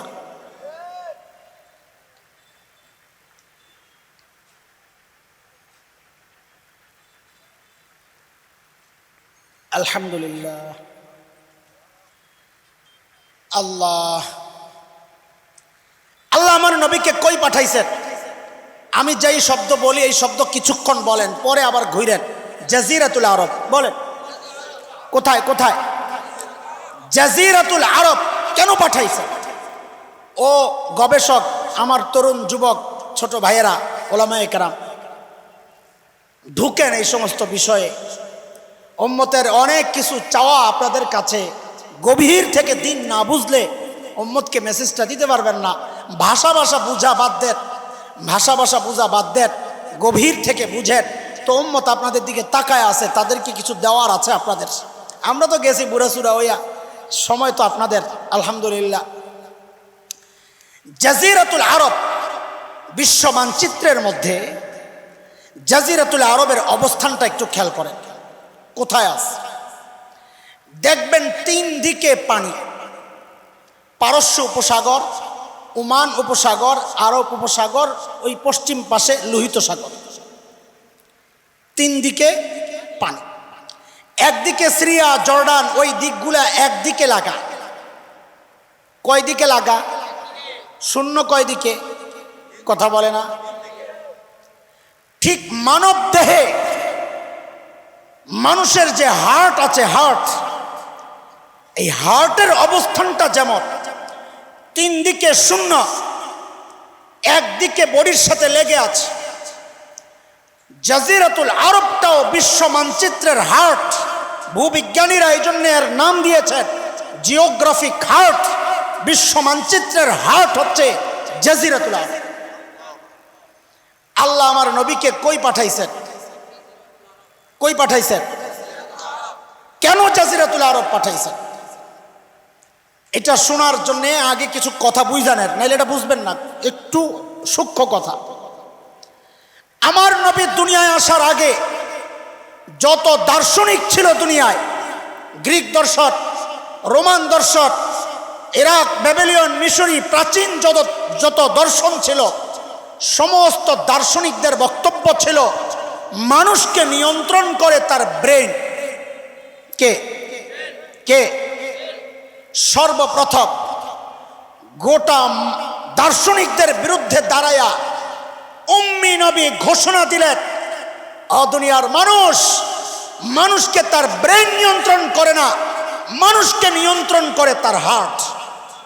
কে? আলহামদুলিল্লাহ, আজকের চিকিৎসা বিজ্ঞানীরা স্বীকার করতে বাধ্য হয়েছে যে হ্যাঁ, মানুষের মূল নিয়ন্ত্রণ ব্রেন করে না, হার্ট করে। ব্রেন ফেল করলে মানুষ বাঁচে, হার্ট ফেল করলে আর বাঁচে। নবী ঘোষণা দিলেন, আলা ইন্না ফিল জাসাদি মুদগাহ ইযা সলুহাত সলুহাল জাসাদু কুল্লু ওয়া ইযা ফাসাদাত ফাসাদাল জাসাদু কুল্লু আলা ওয়া হিয়াল কলব। এরে আমার উম্মত, মানব দেহের মধ্যে একটা গোশতের টুকরা আছে, ওই গোশতের টুকরাটা যদি ঠিক হয়ে যায় গোটা বডি ঠিক হয়ে যাবে। ওই গোশতের টুকরায় পচন ধরলে গোটা বডি শেষ। সব পীর বুজুর্গরা এই হাদিস দিয়ে ওয়াজ করে না? পিসাবদের ওয়াজ নিয়ে হাদিস, কলব ঠিক করার হাদিস, কলব ঠিক করার হাদিস, পিসাবকে ওয়াজ না এটা। হ্যাঁ ঠিক আছে, কিন্তু আমি এই হাদিস কাজে লাগাইতেছি আরেক জায়গায়, সেটা বুঝেন। আল্লাহ তাআলা আমার নবীকে জাজিরাতুল আরব হার্টে কেন পাঠাইছেন? কারণ হচ্ছে আমার নবী হচ্ছেন একমাত্র বিশ্ব নবী। বলেন একমাত্র, বলেন আমার নবী হচ্ছেন একমাত্র গোটা দুনিয়ার নবী। বিশ্ব নবীর কি ব্যাখ্যা এটা আমি পরে দিব ইনশাআল্লাহ যদি সময় থাকে। আপাতত খালি কথা ভাষা ভাষা কথা শুনতে থাকেন। আমার নবী হচ্ছেন একমাত্র বিশ্ব নবী। বলেন গোটা দুনিয়ার আল্লাহ তাআলা আমার নবীকে যেহেতু গোটা দুনিয়ার নবী বানাইছেন, এই জন্য আমার নবীকে আল্লাহ দুনিয়ার হার্টের মধ্যে জাজিরাতুল আরবে পাঠাইছেন। কেন? নবী আপনি হার্টের মধ্যে মেহনত করেন, হার্ট যদি ঠিক হয়ে যায় গোটা দুনিয়ার বডি ঠিক হয়ে যায়। এর চরম বাস্তবতা হচ্ছে আজকের দুনিয়ায় আরব বিশ্বের মুসলমানদের ঈমান আকীদা আমলে পচন ধরেছে, মস্তিষ্কে পচন ধরেছে, যার কারণে দাওয়াত ও তাবলীগের মেহনত নিষিদ্ধ হয়, গান বাজনা ওপেন হয়। তাদের হার্টের মধ্যে, বিশ্ব মানচিত্রের হার্টের মধ্যে পচন ধরার কারণে গোটা দুনিয়ার মুসলমানদের ঈমান আকীদায় পচন ধরেছে। কসম আল্লাহর, আজও যদি আরব বিশ্ব ঠিক হয়ে যায় গোটা দুনিয়া এখনো মুসলমান শাসন করবে। আমার নবীকে আল্লাহ পাঠাইছেন কই? হার্টে। এবার জাজিরাতুল আরব বাদ দেন, কই? আমি বলছি না একটা সময় পর্যন্ত বলবেন, এখন বলা শেষ। এইবার জাজিরাতুল আরব আর হার্ট যেহেতু বুঝে গেছেন মাঝখানে, এইবার বলেন শুধু হার্ট। আমার নবীকে আল্লাহ কই পাঠাইছেন? হার্টে। কোথায়? বিশ্ব মানচিত্রের হার্টে পাঠাইছেন। কেন? দুইটা উদাহরণ দেই, তাহলে আরো বুঝবেন। বুঝতেছেন কথা? দুইটা উদাহরণ দেই। ধরেন একটা পুকুর আপনার সামনে, আপনি পুকুরের ঠিক মাঝখানে একটা ঢিল ছুড়লেন, তাইলে ঢেউটা সমান তালে চারদিকে ছড়াবে কিনা? আপনি যদি এক পাশে ছুড়েন তো ঢেউটা একদিকে দ্রুততার সাথে শক্তিশালীভাবে লাগবে, আরেক দিকে পৌঁছতে পৌঁছতে দেরি লাগবে আর দুর্বল হয়ে যাবে। কথা ঠিক কিনা? আল্লাহ তাআলা যদি আমার নবীকে ইউরোপে, সুইজারল্যান্ডে পাঠাইতেন, কাশ্মীরে পাঠাইতেন, হেদায়েতের নূর আরেক প্রান্তে পৌঁছতে পৌঁছতে দেরি লাগতো, আল্লাহ জাজিরাতুল আরবে পাঠাইছেন, হার্টে পাঠাইছেন, যেন হেদায়েতের নূর সমানতালে চারদিকে ছড়ায়। এই জন্যে আমাদের বাংলাদেশে ইসলাম সাহাবীদের মাধ্যমেই চলে আসছে। এই জন্য আমরা বলি মাঝে মধ্যে বাংলাদেশে ইসলাম কচুরি পানার মতো ভাইসা আসে নাই, সাহাবীদের হাত ধরে এই দেশে ইসলাম এসেছে। কাজী কসম আল্লাহর, এই দেশ থেকে ইসলাম নিশ্চিহ্ন করা তো সহজ হবে না ইনশাআল্লাহ। যারা নিশ্চিহ্ন করতে আসবে, অতীতের ইতিহাস তাই বলে, তারা নিশ্চিহ্ন হয়েছে, ভবিষ্যৎ নিশ্চিহ্ন হয়ে যাবে, নিশ্চিহ্ন হয়ে যাবে।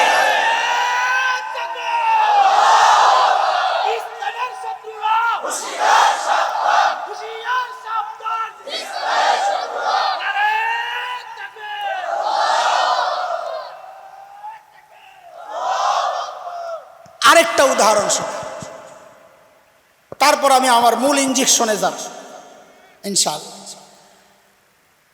আমাদের একজন প্রবীণ মুফাসসির ছিলেন আল্লামা আব্দুল গফফার রাহমাতুল্লাহি আলাইহি।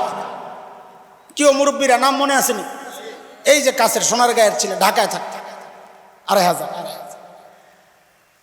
হযরত হাফিজ হুজুর রাহমাতুল্লাহি আলাইহির সোহবতে থাকা শেখুল হাদিস আল্লামা আজিজুল হক রাহমাতুল্লাহি আলাইহির সঙ্গী, বাংলাদেশ খেলাফত মজলিসের ওই সময়ের আমির আব্দুল গফফার রাহমাতুল্লাহি আলাইহি বয়ান করতেন খুব সাদাসিধা, আমাদের মতো তো বুংবাং ছিল না, কিন্তু কথা কইতেন দারুণ।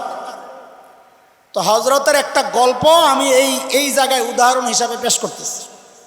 হযরত বলেছেন বয়ানে যে আমরা কয়েকজন আলেম গেলাম হিন্দুস্তান, ইন্ডিয়ায় সফরে। আলেম হুজুর, যাদের মাথায় ভরা বুদ্ধি। সকালবেলা নাস্তা দিছে গরম শুকনা খিচুড়ি, বড় ডিশের মধ্যে, টাটকা গরম খিচুড়ি। খালি খাওয়ানোর উদাহরণ আইতেছে না, একদম টাটকা। ইন্ডিয়ানরা এটা খায়, আমরাও দেওবন্দ থাকতে খাইছি এগুলা। ওই টাটকা খিচুড়ির মাঝখানে একটু ঘি ডাইলা দিছে। কি? গরম খিচুড়ির তাপে ঘি গইলা তেলের মতো হয়ে গেছে। তো ঘি হইল কই? একদম মাঝখানে। আচ্ছা, এটা বুঝার আগে আরেকটা জিনিস বুঝালো। ইসলাম তো গোটা দুনিয়ার মাঝখানে আসছে না, হাটে। সর্বপ্রথম মুসলমান হিজরত করছে কোন দিকে? হাবশা, আবিসিনিয়া।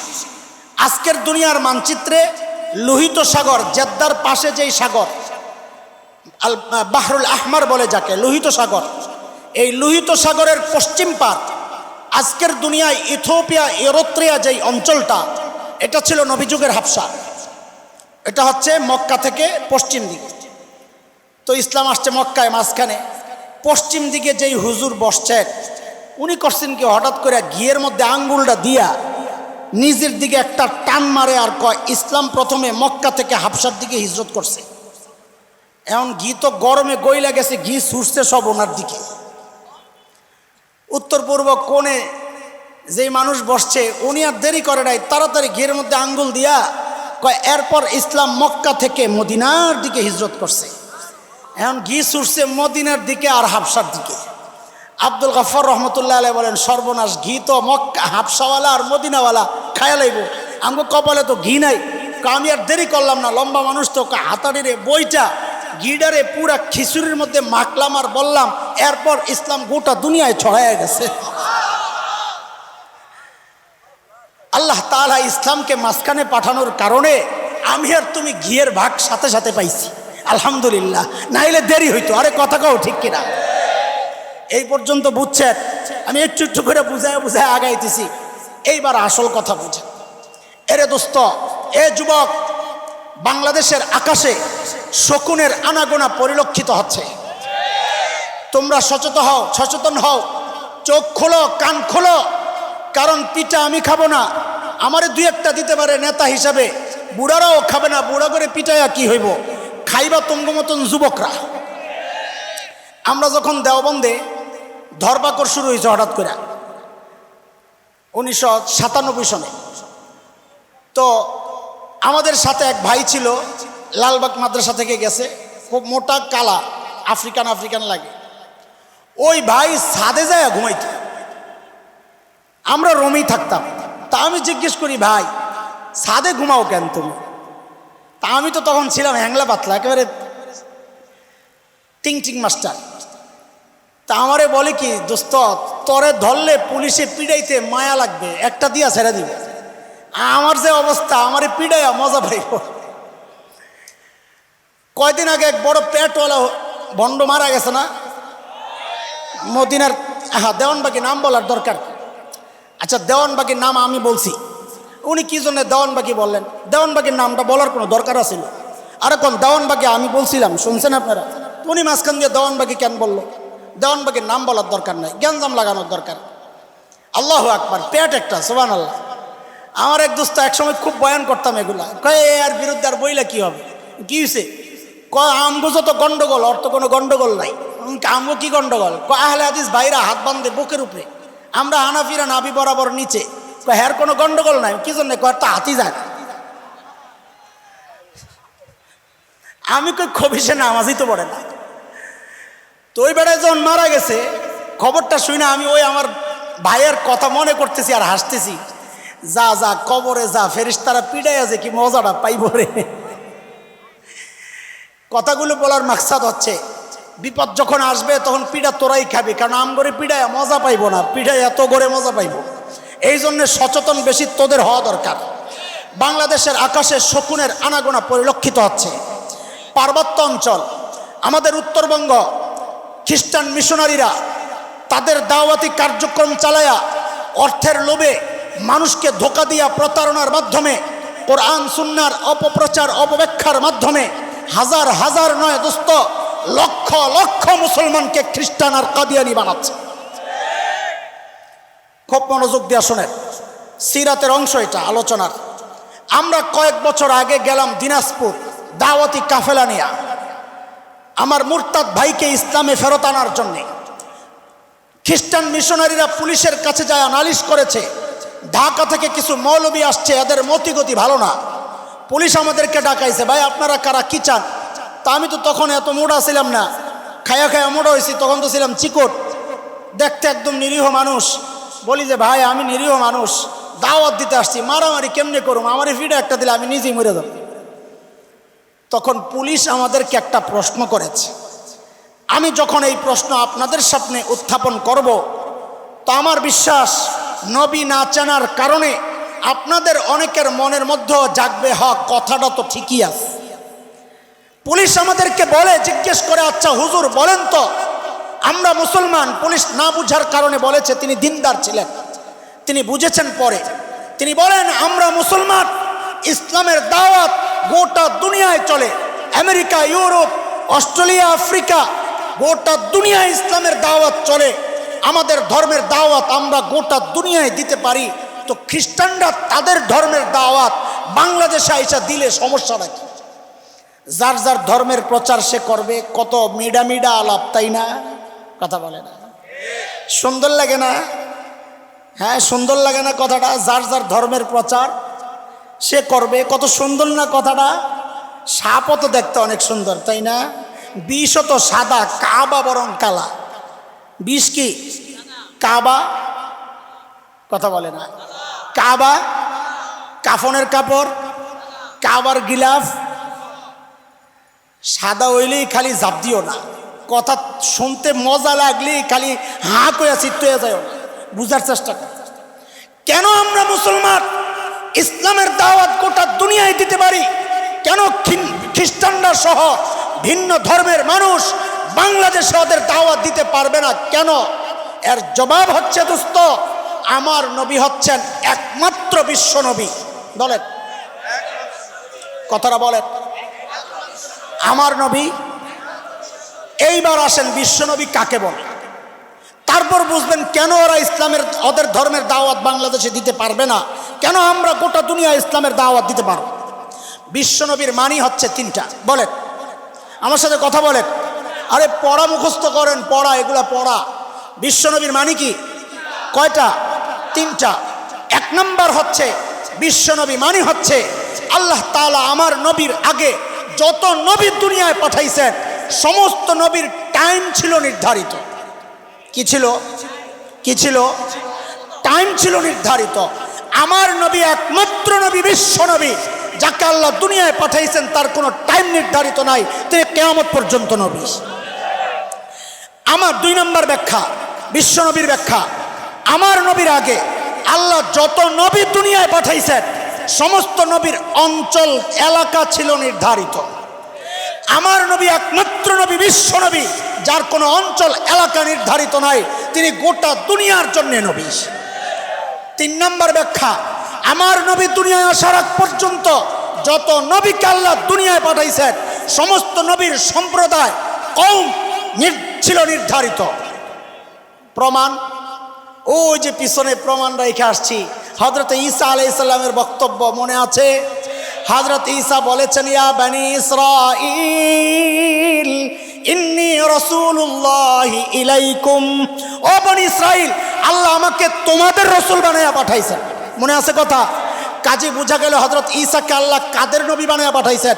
এদিকে তাকান, এদিকে তাকান, মূল সময়ে পিছনের দিকে তাকায়েন না, এদিকে তাকান। হযরত ঈসাকে আল্লাহ কাদের নবী বানায়া পাঠাইছেন? ইহুদিদের। কাদের? ইহুদিদের নবী বানায়া পাঠাইছেন। আমার নবী একমাত্র বিশ্ব নবী, যার কোনো সম্প্রদায় নির্ধারিত না। তিনি হিন্দু, বৌদ্ধ, খ্রিস্টান, ইহুদি, মগ, মুরাং, গারো, চাকমা, কুকিল, সাঁওতাল, টিপরা সহ যত জাতি এই দুনিয়ায় বাস করে সমস্ত জাতির জন্য আমার নবী বিশ্ব নবী। কথা বুঝে আসছে? এইবার আসল ফিনিশিং এর কথা বুঝেন। কেন আমরা ইসলামের দাওয়াত গোটা দুনিয়ায় দিতে পারবো, কেন ওরা ওদের ধর্মের দাওয়াত বাংলাদেশে দিতে পারবে না? এটার একটা উদাহরণ শোনো। আপনাদের এই এলাকার বর্তমান মাননীয় সংসদ সদস্যের নাম কি? নজরুল ইসলাম হিরু। হিরু ভাই এমপি সাহেব। আপনাদের মাধবদী একদম প্রপারে হিরু সাহেবের একান্ত ছেলে পেলে যারা ওনার সাথে থাকেন, ওনার কাজগুলো করেন, ওরা হঠাৎ করে দেখে মাধবদীতে একটা অফিস খুলছে। অফিসের মধ্যে বিশাল সাইনবোর্ড লাগাইছে, লেখা এমপি সাহেবের অফিস। কি লেখছে? হিরু সাহেবের ছেলেবেলে কয়, কি রে এটা কারা লেখছে, এটা কাদের অফিস? আমরা আছি, আবার কে অফিস করলো, দৌড়ে গেছে একদিন অফিসে, খুব মনোযোগ যা ওদেরকে জিজ্ঞেস করতেছে, ভাই এটা কোন এমপি সাহেবের অফিস রে? তো ওই অফিসওয়ালারা জবাব দেয়, এটা সাদেক হোসেন খোকা এমপির অফিস। নাম কি? সাদেক হোসেন খোকা, ঢাকা 7 আসন, সূত্রাপুর কোতোয়ালি, ওই আসনের এমপি ছিলেন বহু আগে। তিনি বর্তমানে মারা গেছেন। এমপি আসেননি এখন? নাই, মারা গেছেন। আসন কোনটা? ঢাকা 7। হিরু সাহেবের পোলাবা নগরে দিছে মাইর। ফাইজলামির তো একটা সীমা আছে, আসলে তো ফাইজলামি। অপরাধ করছে 2টা। কয় অপরাধ? খেয়াল করে, অপরাধ কয়টা? 1 নম্বর অপরাধ হচ্ছে সাদেক হোসেন খোকার এমপির টার্ম তো শেষ হয়ে গেছে। 1 নম্বর অপরাধ কি? সাদেক হোসেন খোকা বর্তমানে কি না? এমপি না। তুই এমপি না যে তার অফিস খুলছস, এটা 1 নম্বর অপরাধ। 2 নম্বর অপরাধ হচ্ছে সাদেক হোসেন খোকার আসন তো এটা না, ওনার আসন তো ঢাকা 7। তো ওই জায়গায় খুললে খোল, এনে সুস্কেন। অপরাধ কয়টা? এই 2 অপরাধের কারণে ওদেরকে যদি কেউ পিটায়, আপনি কি বলবেন? ঠিক আছে না অন্যায় হয়েছে? ঠিক আছে, কথা কয় না। এটা ভালো বুঝেন না। দিনের ব্যাপার আসলে আপনি উদার হয়ে যান, দিনের ব্যাপার আসলে উদার হয়ে যান। 2 অপরাধের কারণে ওরা যদি পিটা খাইতে পারে, বাংলাদেশে ভিন্ন ধর্মের মানুষ, খ্রিস্টানরা কথার কথা, ওদের ধর্মের প্রচার বাংলাদেশে করলে অপরাধ একটা না, 3টা অপরাধ তারা করে। কেন? শুনেন। 1 নম্বর অপরাধ হচ্ছে হযরত ঈসা আলাইহিস সালামের নবুয়তের টার্ম তো বহু আগে, 1500 বছর আগে শেষ হয়ে গেছে। 1 নম্বর অপরাধ। 2 নম্বর অপরাধ হচ্ছে হযরত ঈসা আলাইহিস সালামের আসন তো বাংলাদেশ না। হযরত ঈসা নিজে বলেছেন, আজকের বিকৃত বাইবেলের মধ্যে আসছে, হযরত ঈসা বলেছেন আল্লাহ আমাকে বাইতুল মুকদ্দাসের নির্দিষ্ট অঞ্চলের জন্য পাঠাইছেন। কাজে হযরত ঈসার এলাকা হচ্ছে ফিলিস্তিন, অফিস খোলা যায়, ওখানে খোলা যায়। 3 নম্বর অপরাধ হচ্ছে হযরত ঈসা বাংলাদেশে মুসলমান না, বাংলাদেশ না, কোথাও মুসলমানের জন্য প্রেরিত হন নাই। তিনি নিজে বলেছেন, ইন্নী রাসূলুল্লাহি ইলাইকুম ও বনী ইসরাইল, আল্লাহ আমাকে তোমাদের রসুল বানায়া পাঠাইছেন। দাওয়াত দিতে হয়, ইহুদিদেরকে যায় দাও, মুসলমানদেরকে দিতে পারো না। আমরা কেন গোটা দুনিয়া ইসলামের দাওয়াত দিতে পারি? কারণ আমার নবী একমাত্র বিশ্ব নবী, তিনি কিয়ামত পর্যন্ত নবী, ইসলামের দাওয়াত কিয়ামত পর্যন্ত চলবে। আমার নবী একমাত্র বিশ্ব নবী, তিনি গোটা দুনিয়ার নবী, ইসলামের দাওয়াত গোটা দুনিয়ায় চলবে, আমেরিকায় চলবে। কেন? আমার নবী আমেরিকার নবী। ইসলামের দাওয়াত ইউরোপে চলবে। কেন? আমার নবী একমাত্র বিশ্ব নবী, ইসলামের দাওয়াত ইউরোপে চলবে, আফ্রিকায় চলবে, গোটা দুনিয়ায় চলবে, সব সম্প্রদায়ের কাছে চলবে, কিয়ামত পর্যন্ত চলবে। অন্য কোনো ধর্মের প্রচার চলতে পারে না, চলতে দেব না, চলতে দেব না। নারে তাকবীর, নারে তাকবীর। আমার নবী তোমার নবী, বিশ্ব নবী মুস্তাফা। নারে তাকবীর।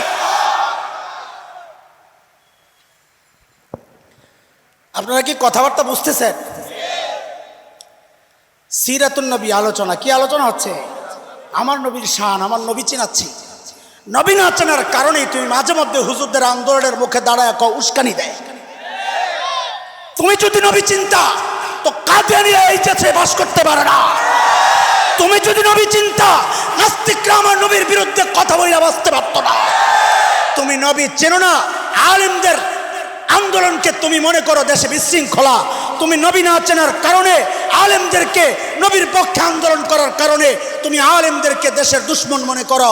তুমি যদি নবী চিন্তা, আলেমদের সাথে বুক মিলাইয়া হাতে হাত রাইখা তুমিও নবীর দুশ্মনদের বিরুদ্ধে আন্দোলনে ঝাঁপাইয়া পড়তা। তুমি আসলে নবী চেনো না।